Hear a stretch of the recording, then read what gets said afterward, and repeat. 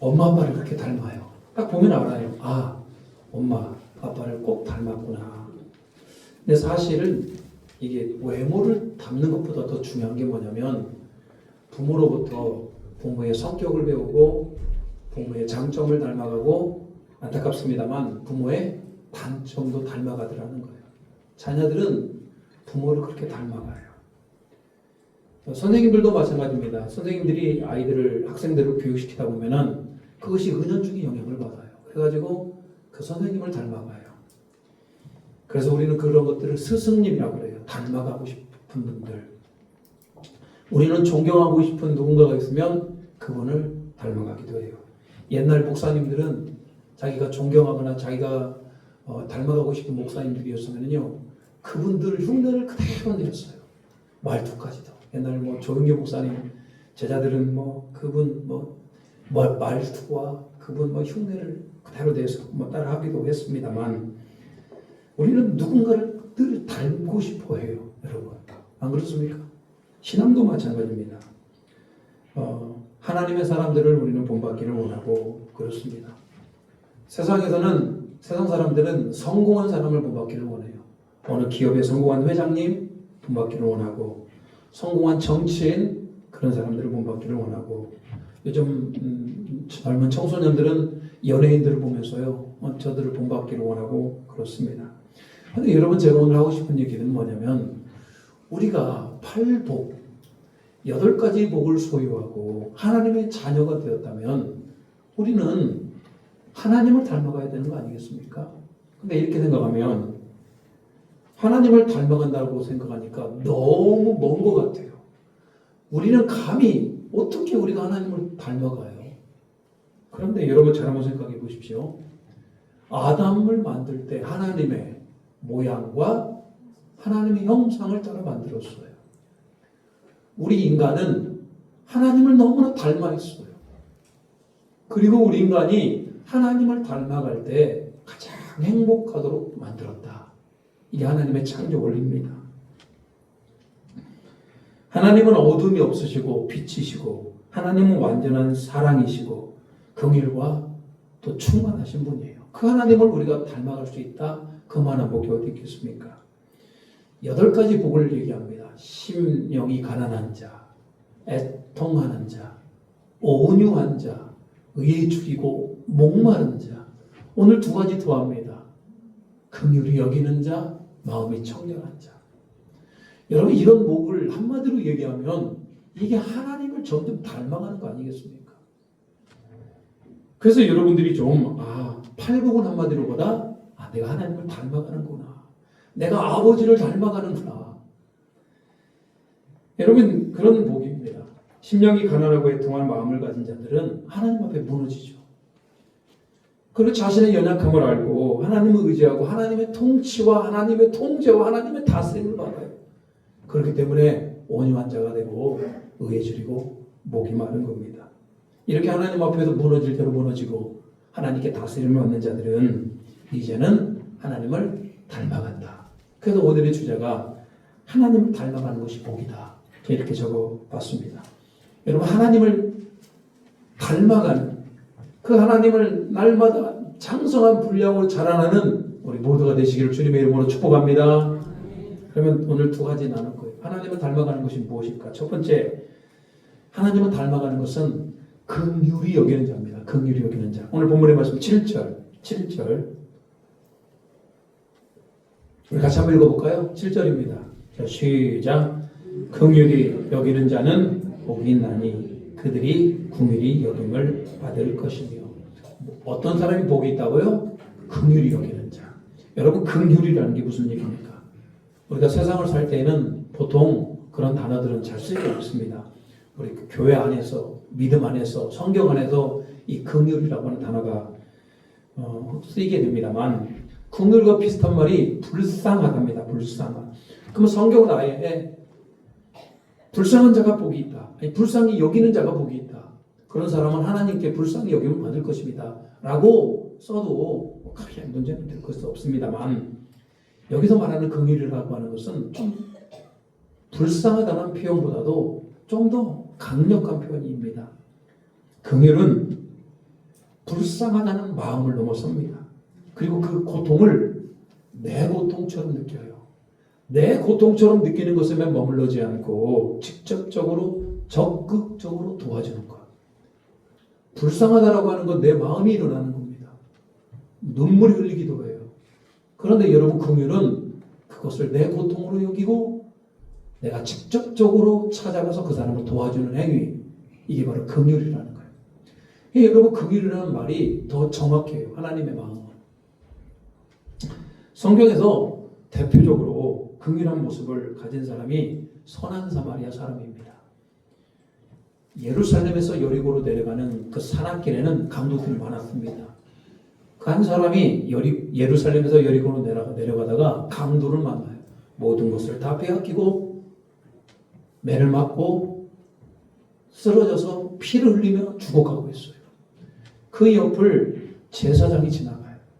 아마 그 제사장도 피 흘리며 죽어가는 그 사람들을 향하여 불쌍한 마음이 있을지 모르겠어요. 저 사람 불쌍해서 어떻게 하나. 그러면 그리고 그게 전부입니다. 불쌍히 여기고 그냥 지나가요. 그 사람을 만져서 부정해지는 것이 싫었던 것 같아요. 그 옆에 지나가는 레위인 역시 마찬가지입니다. 그 사람을 보더니 그냥 지나가요. 세 번째로 이 사마리아인이 지나갑니다. 사마리아인이 그 강도 만나서 피 흘려 죽어가고 있는 그 사람을 보면서요, 그 마음에 긍휼한 마음이 들어요. 가만히 있을 수가 없어. 그 사람의 고통을 내 고통으로 여깁니다. 그래서 그 사람에게 다가가서 그 사람의 상처를 씻어주고 기름을 발라주고 그 사람을 주방으로 옮겨서 쉬게 하고 먹을 것을 제공하고 그 사람에게 돈을 쥐어줍니다. 주막에게. 여러분, 이렇게 적극적으로 그 사람을 도와주는 것까지, 이게 바로 긍휼이라는 거예요. 집 나간 탕자 아시죠? 둘째 아들이 아버지에게 요구합니다. 아버지, 나의 모든 재산을 나눠주시오. 내가 한번 성공해 볼라요. 둘째 아들에게 재산을 나눠줍니다. 이 둘째 아들이 멀리 타국으로 가죠. 그래서 거기에서 허랑방탕하게 써버립니다. 모든 재산을 다 탕진해버립니다. 아버지는 그 아들을 기다려요. 이제 올까 저제 올까. 이 거지가 된 아들은 먹을 것이 없어서 빌어먹다가 이제는 또 아버지 집을 향하여 옵니다. 저 멀리 아들의 모습이 보여요. 이 아들이 저 멀리서 걸어오자 이 아버지가요 뛰어갑니다. 이 아들을 향하여 뛰어가고 그 아들을 펄썩 안아줍니다. 그리고 입을 맞춰요. 아들에게 가장 좋은 옷을 입힙니다. 손에 가락지를 끼웁니다. 신발이 너덜너덜 신발을 새 신발로 신겨줍니다. 아들에게 잘못을 묻지 않아요. 네가 왜 그랬느냐 묻지 않아요. 그저 가서 아버지로서 아들을 안아주고 이 아들은 죽었다가 살아난 아들이라고 그 아들을 받아줍니다. 여러분, 그게 긍휼이라는 거예요. 묻지도 따지지도 않고 아버지 앞에 온 모든 사람들을 그냥 안아주고 좋은 것으로 입혀주는 것. 예수님도 그랬습니다. 예수님 앞에 많은 사람들이 왔죠. 병 들린 사람들이 왔고요. 귀신 들린 사람들이 왔고요. 인생에 여러 가지 문제들이 있는 사람들이 예수님 앞에 왔어요. 천국 복음을 듣고 싶어하는 사람들도 예수님이 왔단 말입니다. 예수님을 새벽부터 밤 늦게까지 그 사람들을 만나는 통에 너무너무나 피곤해요. 예수님 좀 쉬고 싶었습니다. 그런데도 예수님은 쉬지 않으시고 병 들린 자에게 병을 고쳐주시고 귀신을 내어 쫓아주시고 그들의 줄인 배를 채워주시고 뿐만 아니라 천국 복음도 전해주시고. 왜 예수님은 그렇게 3년 반 동안 공생의 기간 가운데 그렇게 많은 사람들에게 고쳐주시고 그들의 문제를 해결해 주신 겁니까? 성경은 단 하나, 예수님이 그들을 긍휼히 여겼기 때문에 그렇더라는 거예요. 사실 여러분, 긍휼의 마음이라는 것이 얼마나 큰 마음입니까? 하나님 아버지가 우리 인간을 보실 때 우리 인간은 모두 다 죄로 말미암아 다 죽을 수밖에 없는 거잖아요. 근데 이런 우리들, 죄로 인하여 죽어가고 본질상 진노의 자녀된 우리들을 향하여 하나님은 너무나 우리를 긍휼히 여기셔요. 가만히 있을 수가 없어. 불쌍해서 참을 수가 없어. 그래서 하나밖에 없는 독생자 예수 그리스도를 이 땅에 보내신 거 아닙니까? 그리고 저와 여러분의 모든 죄값을 치르라고. 왜? 우리를 살리기 위해서. 왜? 우리를 그렇게 불쌍히 여기시고 긍휼히 여기셔서 그 예수님께 모든 죄를 다 짊어지게 합니다. 그리고 십자가에서 처절하게 죽으셨어요. 여러분, 그런 모든 행위, 하나님께서 그 아들을 보내신 행위, 예수님께서 모든 죄를 짊어지고 십자가에서 죽으신 그 행위, 무엇으로 해석합니까? 단순히 사랑이요? 여러분, 진짜 긍휼, 우리를 너무너무나 돕고 싶어하는 그 긍휼의 마음이 하나님께 있었다. 그래서 오늘 여러분, 우리가 하나님을 닮아간다고 그러잖아요. 우리가 예수님을 닮기를 원한다고 그러지 않습니까? 예수 닮기 원하면. 그러면 여러분, 그 하나님의 본질, 하나님의 그 마음이 뭐냐 이 말이에요. 그 긍휼의 마음이, 그 긍휼의 그 정신이 여러분 안에 깊이 새겨들기를 주님의 이름으로 축복합니다. 8가지 복이라고 해요. 그 중에 5번째 복이 긍휼한 마음이에요. 근데 사실 여러분, 이게 진짜 중요한 마음이에요. 예수님이 사셨던 그 당시에는 여러분, 그 당시 유대인들이 긍휼의 마음이 많았을까? 그러지 않아요. 정말 긍휼히 여기지 않았어요. 약자들을 보면서요, 불쌍히 여기는 게 아니라 오히려 그들을 저주합니다. 세리, 죄인으로 여깁니다. 창녀나 가늠한 사람들 공동체에서 배제시킵니다. 병자들 죄의 결과로 여깁니다. 당연히 병이 왜 어디에서 왔어? 자기가 죄를 지었기 때문에 병이 온 거 아니야. 죄의 결과로 여겼어요. 가난한 자 사회적으로 무시했습니다. 여러분, 이런 시대 가운데 예수님은 오히려 역행을 합니다. 그들과 전혀 다른 결을 보이셔요. 그 세리, 죄인으로 여겼던 그 세리를 데려다가 예수님은 자기 제자로 삼았어요. 창녀나 가늠한 자들을 향하여 그 죄를 용서하셨어요. 가난한 자 무시하지 않습니다. 어느 누구나 내게로 오라. 병든 자 죄의 결과라고 말씀하지 않았습니다. 병든 자를 예수님께서 고쳐주셨어요. 가난한 자 무시하지 않았습니다.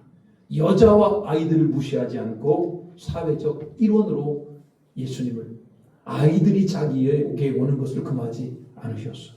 전혀 다른 행보를 보이셨다. 그뿐만 아니라 예수님은 다른 사람을 긍휼히 여기는 것이 복이다 라고 말씀을 선포하셨어요. 긍휼히 여기는 자는 하나님께 긍휼히 여김 받을 것이다. 얼마나 큰 복이에요. 하나님께 긍휼히 여김을 받는 복까지 큰 복이 어딨냐고요. 여러분, 우리가 긍휼한 마음을 가져야 될 거 아니에요. 오늘 그런 복을 받기 위해서 우리들이 가져야 될 태도는 뭡니까? 우리들이 먼저 가져야 될 태도는 뭐냐면, 하나님이 나를 얼마나 긍휼히 여기셨는지를 내가 알아야 돼요. 이 말은 내가 하나님의 긍휼을 경험한 자만이 다른 누군가를 긍휼히 여길 수 있는 겁니다. 하나님께 받은 긍휼이 없는데 어떻게 우리가 다른 사람을 긍휼히 여깁니까? 안 되는 겁니다. 하나님께 긍휼히 여김 받은 사람들의 인생은 달라요. 우리가, 여러분 아시는 분은 아실 겁니다. 장기려 박사님, 이분이 의사입니다. 일제강점기 때 그분이 독실한 기독교 집안에서 태어났습니다. 하나님의 은혜를 알아요. 얼마나 큰 긍휼을 받았는지를 깨닫게 됩니다. 그리고 난 다음에 이분이 의사가 됩니다. 그분은 평생 가난한 자들을 위해서 진료를 합니다. 가난한 자들에게 의사 비용을 받지를 않아요. 검소한 삶을 살았고 청십자 의료보험조합을 만들어서 가난한 자들에게 무상으로 의료를 베풀며 약한 자들을 도와주었더라는 거예요. 왜 그가 그렇게 가난한 사람을 위해서 평생 살았습니까? 자기 안에 하나님의 긍휼을 알았기 때문에, 자기가 받은 은혜를 알았기 때문에 그 은혜를 연약하고 가난한 자들에게 흘려보냈던 거예요. 우리나라뿐만이 아니죠. 영국에 조지 뮬러 목사님이 계셔요. 이런 분들은 좀 우리가 알아야 될 필요가 있습니다.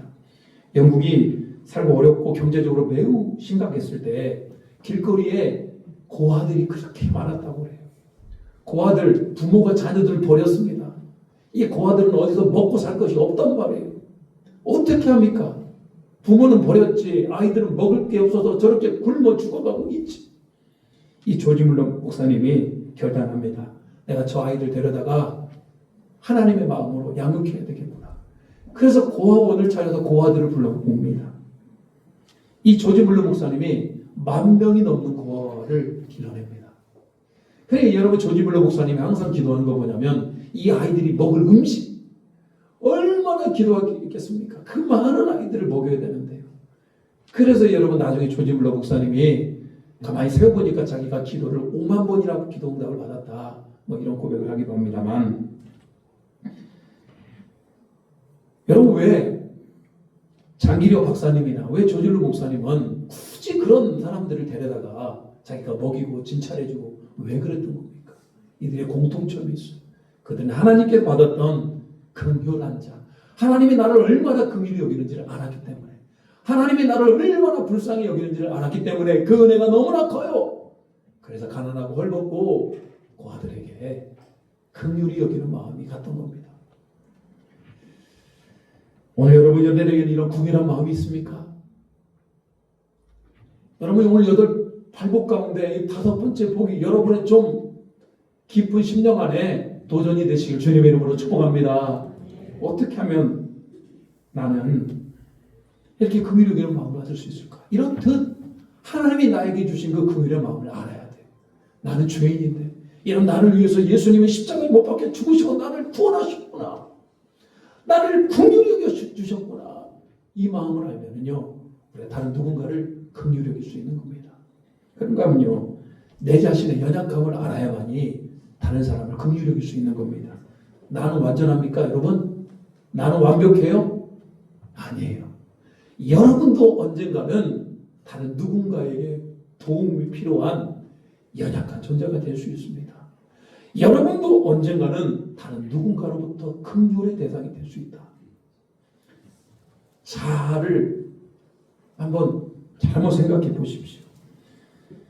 여러분 다른 사람의 고통과 연약함을 충분히 나에게도 일어날 수 있다. 그렇기 때문에요, 그 사람은 정죄하지 않고 그대로 받아줄 수 있는 모습, 하나님이 나를 긍휼히 여기셨던 뿐만 아니라 내 스스로가 나의 연약함과 부족함을 알기에 다른 사람을 품어줄 수 있는 겁니다. 그게 아름다운 세상 아니겠습니까? 나도 저 형제처럼 연약할 때가 있음을 아는 것. 세 번째는 내가 다른 사람을 긍휼히 여길 때 우리 주님도 나를 긍휼히 여기신다고 말씀하고 있어요. 너무나 중요하지 않습니까? 내가 다른 형제들을 긍휼히 여기지 아니하면 하나님 나를 긍휼히 여기지 않는다라는 거예요. 지극히 작은 자에게, 소자에게 한 것이 예수님께 한 것이라고 예수님 말씀하고 있어요. 긍휼이라는 것도 마찬가지입니다. 내가 형제를 긍휼히 여기면 그것이 돌고 돌아서 하나님이 나를 긍휼히 여기시는 그런 결과값이 되는 겁니다. 자, 알겠어요. 내가 하나님의 사랑과 하나님의 긍휼을 입은 자이기 때문에 나는 다른 사람들에게 그걸 흘려보내야 되는 겁니다. 나는 완전하지 않고 나는 부족해요. 나도 언젠가는 연약한 자가 될 것이기 때문에 다른 누군가를 불쌍히 여겨야 됩니다. 알겠어요. 근데 우리 마음이 어떻습니까? 우리 마음이 정반대로 갈 때가 너무 많은 거 아니에요? 누군가의 실패, 누군가의 불행, 이런 것들이 나의 행복이 되지 않습니까? 우리 마음이 그래요. 잘 나가던 친구가 갑자기 빚더미에 앉게 되었다는 것이 마냥 긍휼의 마음이 아니고 어찌 그것이 내게 기쁨이 됩니까? 공부 잘하던 엄마 친구 아들 그렇게 공부 잘했는데 백수래요. 근데 왜 그것이 나에게 위로가 되냐고요. 왜 다른 사람의 불행이 나에게 행복이 되는 게 왜 우리 마음이 그러냐는 말이에요. 긍휼히 여기는 마음이 아니라 오히려 그 반대로 가는 마음이라면 우리는 문제가 있는 거 아닙니까?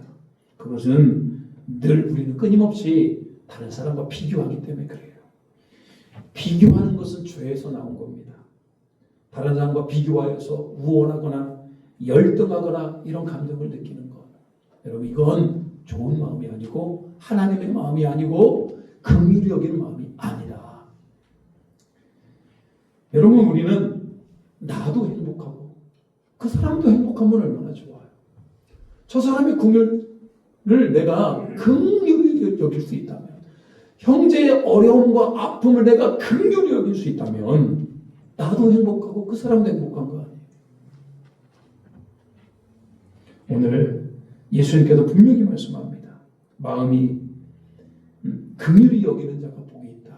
여러분 안에 다시 한번 우리가 받은 은혜와 그 긍휼을 알고 우리 형제를 긍휼히 여기고 그 긍휼 때문에 하나님께 더 긍휼히 받는 저와 우리 모두가 되시기를 주님의 이름으로 축복합니다. 그러니까 하나님을 닮아가는 것은 마음이 청결한 겁니다. 8절입니다. 같이 한번 읽어보겠습니다. 8절. 자, 시작. 마음이 청결한 자는 복이 있나니 그들이 하나님을 볼 것이며. 마음이 청결한 것 복이다. 하나님은 본질적으로 죄가 없으시죠. 그러다 보니까 마음이 거룩하고 깨끗하신 분이십니다. 하나님을 닮아간다고 그러니까요, 마음이 청결해야 되는데 겉모습만 청결한 사람들이 있어요. 여기서 마음이 청결하다는 것은 겉모습이 청결한 것을 의미하지 않고 그 마음 중심이 청결한 걸 얘기하죠. 근데 여러분 가만히 보면요, 겉모습이 청결하면 그 마음이 청결한 것처럼 우리가 오해를 하거나 잘못 볼 때가 있어요.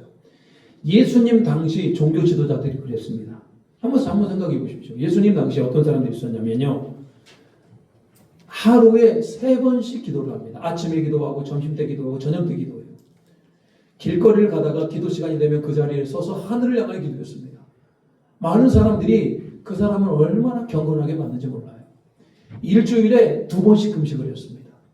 얼굴이 창백해요. 그러면 사람들이 금식하고 있구나, 다 존경하고 그랬습니다.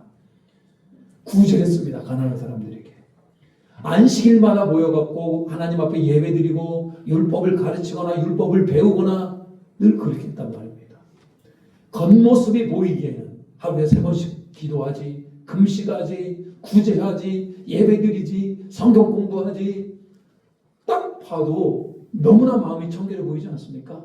겉모습이 너무너무나 반듯해요. 이렇게 흠 잡을 데가 없어요. 근데 예수님이 그 사람들 향해 뭐라고 하는지 아십니까?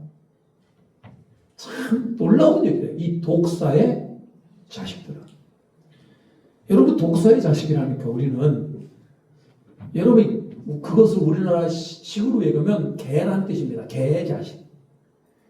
예수님이 그렇게 비판을 크게 했습니다. 왜 그랬습니까? 겉모습은 멀쩡하고 종교적 행위는 있으나 그 마음이 깨끗하지 못하기 때문에 그러더라는 거예요.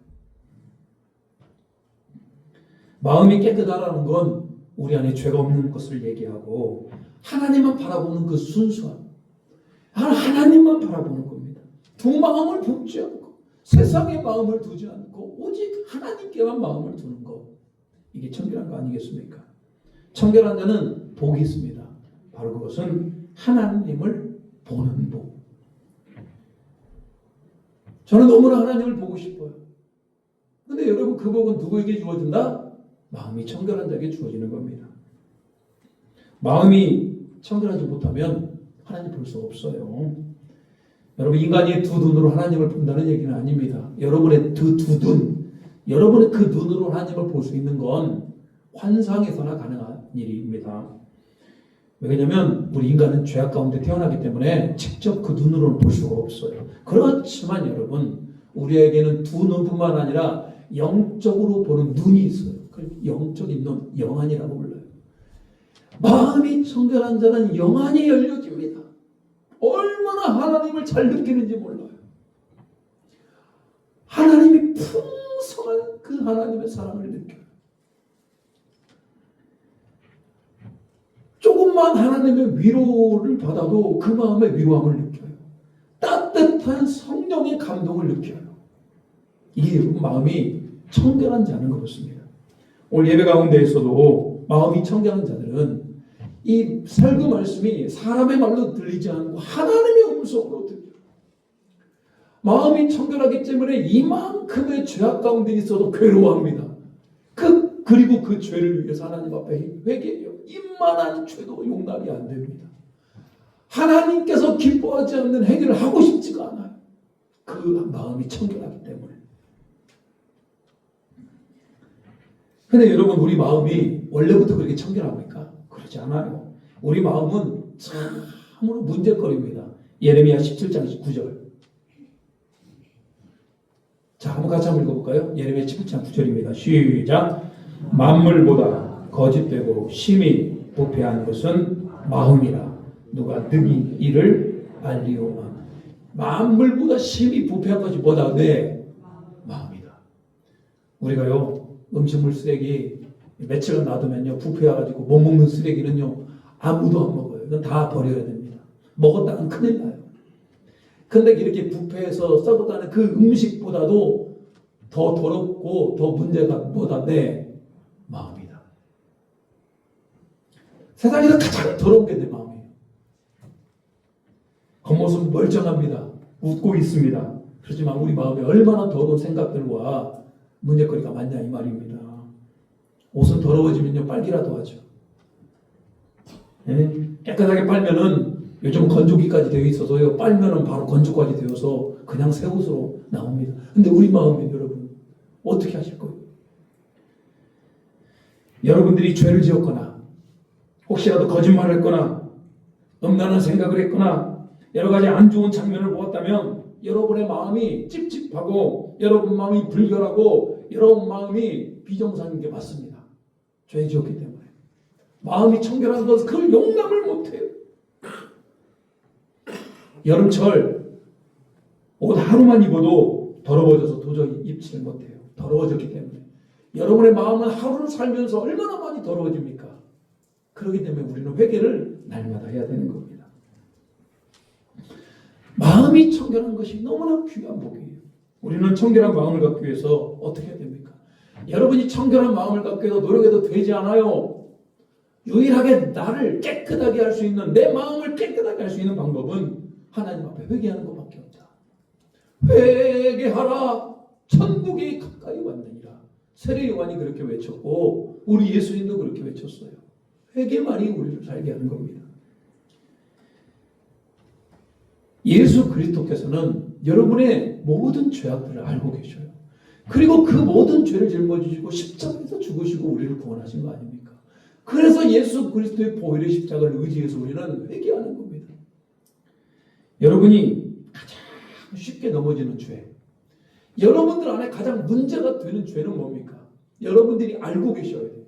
내가 짓는 죄, 내가 잘 넘어지는 죄, 나에게 문제가 되는 죄.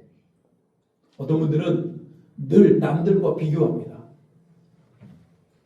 자기 자녀들도 비교하고요. 본인 스스로도 비교하고 다른 가정들과 비교해요.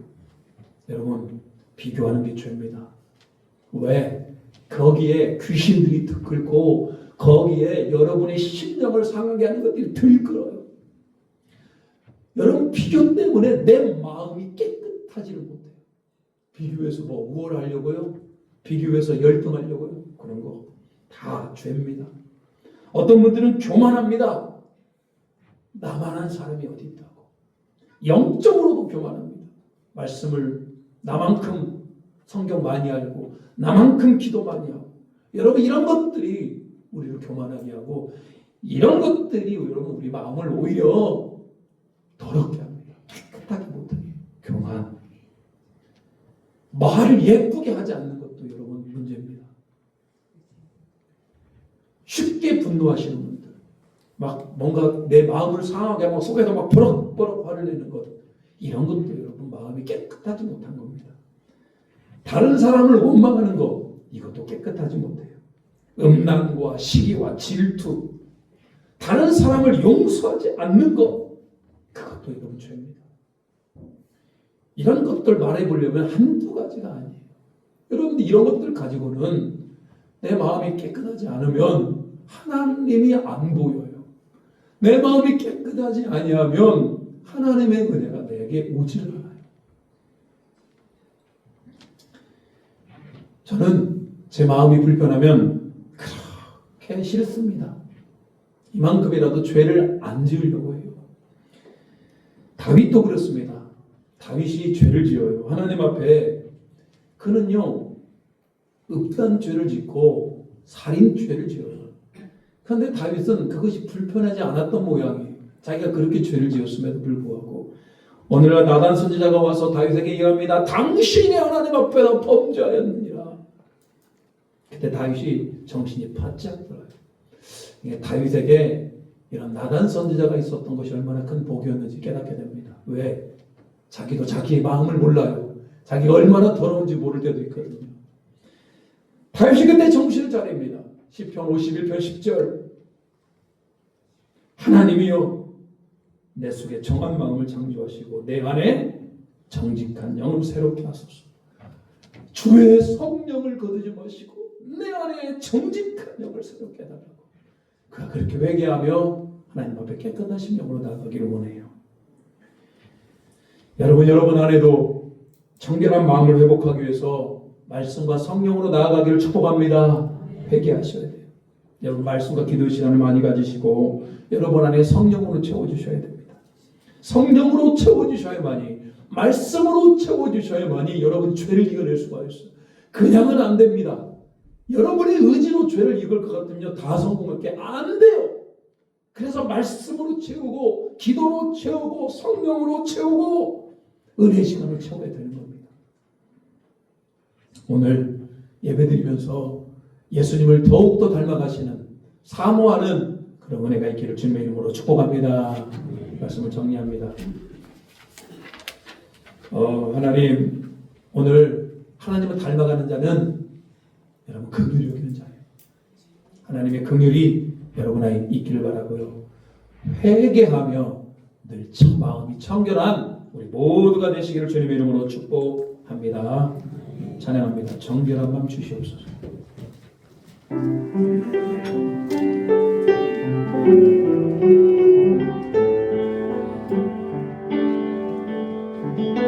정결한 마음 주시옵소서.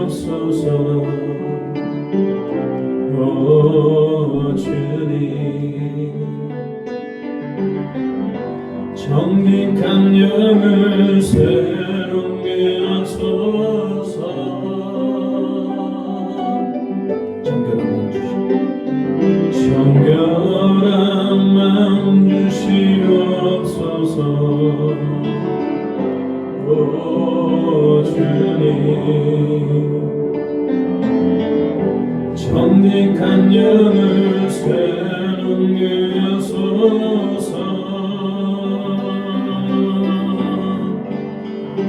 나를 주님 앞에서 멀리 하지 마시고 주의 성령을 거두지 마옵소서. 그 구원의 힘을 다시 회복시키시고 변치 않는 맘 내 안에 주소서. 여러분 우리 같이 한번 기도할게요. 저는 정말로 그러고 싶어요. 긍휼히 여기는 사람이 되고 싶어요. 하나님께 우리가 긍휼을 받는 사람이기에 하나님 내가 형제를, 내가 이웃을, 내가 타인을 긍휼히 여기는 자가 되게 하여 주시옵소서. 하나님 내 안에 예수 그리스도의 마음을 품었으니 정결한 자가 되기를 원합니다. 이만큼 더 죄 짓는 것 싫어하게 하시고 날마다 회개하며 예수님을 닮아가는 자 되게 해달라고 이 시간 같이 한번 주님의 이름 부르며 기도합니다. 주여 아버지 하나님 오늘 예배하는 이 예배 가운데 우리에게 정결한 마음으로 하여 주시옵소서. 오늘 이웃을 사랑할 수 있는 마음, 이웃을 불쌍히 여길 수 있는 마음을 더하여 주시옵소서. 우리 이웃들을 불쌍히 여겨 주시고 우리가 다른 사람들을 긍휼히 여기는 자가 되기를 소망합니다. 우리가 받은 은혜가 너무나 큰데, 우리 받은 은혜가 너무 큰데 하나님 아버지 그 사랑으로 우리 슬픔을 이겨내는 자가 되게 하시고 우리의 내 마음이 정결한 마음이기를 원합니다. 딴 길로 가지 않게 하시고 죄의 길로 가지 않게 하시고 거룩한 길, 정결한 길, 마음이 깨끗한 길로 행할 수 있는 우리 모두가 되기를 소망합니다. 그 예수 그리스도의 그 은혜를 깨달아는 자들이 되게 도와주시옵소서. 오늘 하나님의 은혜 가운데 우리 다 깨닫기를 원합니다. 하나님 딴 길로 가지 않게 하시고 의의 길로 가게 하시고 의의 길로 가게 하시고 주님 닮아가게 하시고 이 하나님의 마음을 보는 자가 되게 하시고 예수님을 닮아가는 우리 모두가 되게 하여 주시옵소서. 오늘도 주님의 충만한 은혜로 우리가 승리하는 우리 모두가 되게 도와주시옵소서. 하나님 오늘 우리 마음이 무너졌고 우리가 주님의 통치함을 받기를 소망합니다. 뿐만 아니라 오늘 우리 예수님을 닮아가는 긍휼히 여기는 자가 되게 하시고 마음이 청결한 자가 되어서 우리 하나님을 바라보며 우리 주님과 동행하는 은혜를 더하게 하여 주시옵소서.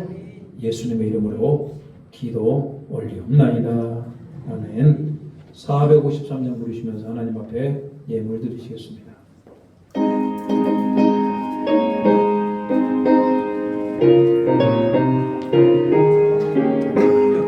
예수도 알기 원하는 그 모든 넓은 은혜와 계속해 주신 사랑을 간절히 알기 원하는 내 평생의 소원 내 평생의 소원 계속해 주신 사랑을 간절히 알기 원하는 성령이 스승되셔서 죄를 가르치시고 거룩한 것을 깨달아 예수를 알게 하소서.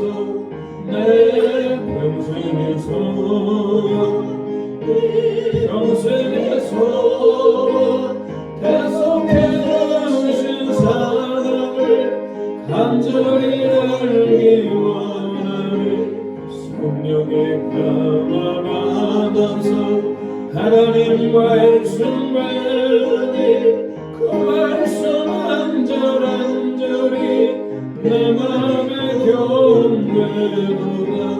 내 평생의 소원 내 평생의 소원 계속해 주신 사랑을 간절히 알기 원하는 예수가 계신 보좌는 영광의 불러인도다.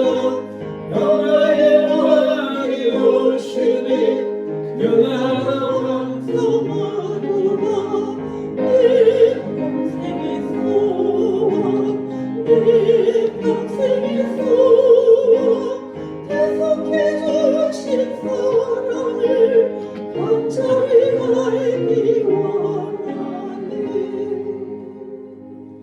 하나님 오늘 우리가 예수님을 더욱더 알기를 원하고 그 예수님을 닮아가는 우리 모두가 되게 도와주시옵소서.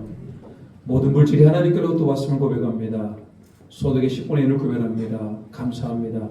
감사 제목을 담아 감사의 물로 복음의 확장을 위해서 성교의 물과 매 주일마다 작정하여 주일 주장방문과 또 특별한 목적을 가지고 일천 번제로 나아가니 이 예물을 기뻐 받아주시고 이 예물을 드리는 선교류에 하늘의 신령한 은혜를 더하여 주시옵소서. 8가지 복이 임하게 하여 주시고 이 땅에 향기를 낼 수 있는 우리 모두가 되게 도와주시옵소서. 이 땅에서 쓸데없이 정말 흘러가지 않게 하시고 기름진 만나로 함께 하여 주시어서 더 많이 베풀고 더 많이 하나님의 나라를 위하여 사용받는 우리 모두가 되게 도와주시옵소서.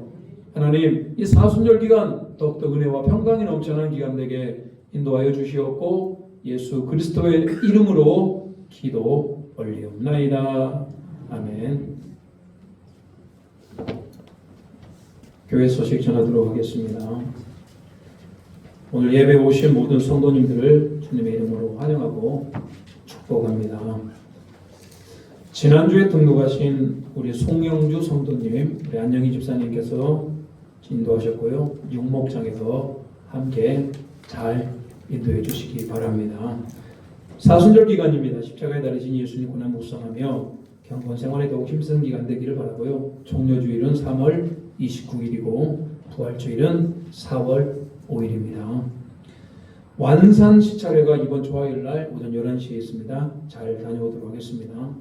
전주도에는 4월 14일에 오전 9시에 산돌교회에서 있습니다. 오늘 당회, 우리 장로님들 오늘 당회 오후 2시에 하도록 하겠습니다. 대신방 기간 중입니다. 오늘 일목장 지난주부터 시작해서요. 각 목장별로 성기미들과 일정을 잘 조율해 주시고 많은 우리 성도님들이 대신방에 참여하기를 소망합니다. 성경 1독 우리 홍호복 권사님 처음으로 나오셨어요. 우리 여러분도 부지런히 성경 읽어서 또 이 60독에 여러분의 이름을 함께 올리시길 바랍니다. 우리 옆 사람과 인사하도록 하겠습니다. 일어나서 인사합니다. 이렇게 했으면 좋겠습니다. 예수님을 닮아가시길 바랍니다. 긍휼히 여기는 마음을 가지시길 바랍니다. 마음이 청결하기를 바랍니다. 사랑합니다. 축복합니다. 우리 결단하도록 하겠습니다.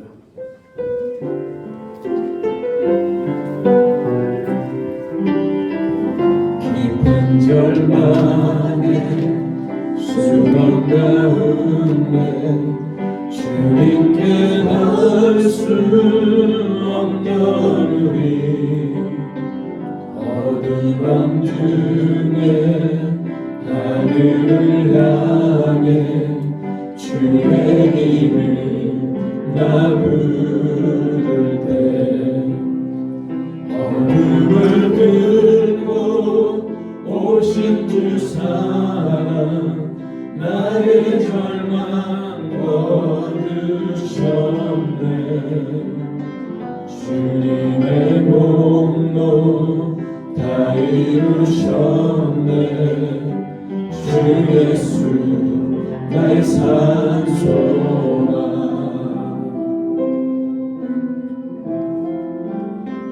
그가 주의 자비를 다하라 한없는 은혜 측량할까 영광을 떠나 이 땅에 오시 죄가 되신 구주 예수 주의 십자가 내게 말하네 영원히 난 용납했네. 아름다우시와 나는 주의 것 그리스도 나의 산소 할렐루야 할렐루야 주를 찬양하여라 할렐루야 자유케 하셨도다 죄의 젖은 그릇이 주께 구원했도다 주 예수 나의 산소만 할렐루야 주를 찬양하여라 할렐루야 자유케 하셨도다 죄의 젖은 그릇이 주께 구원이도다 주 예수 나의 산소만 그리스도 나의 산소만 주님은 나의 산소만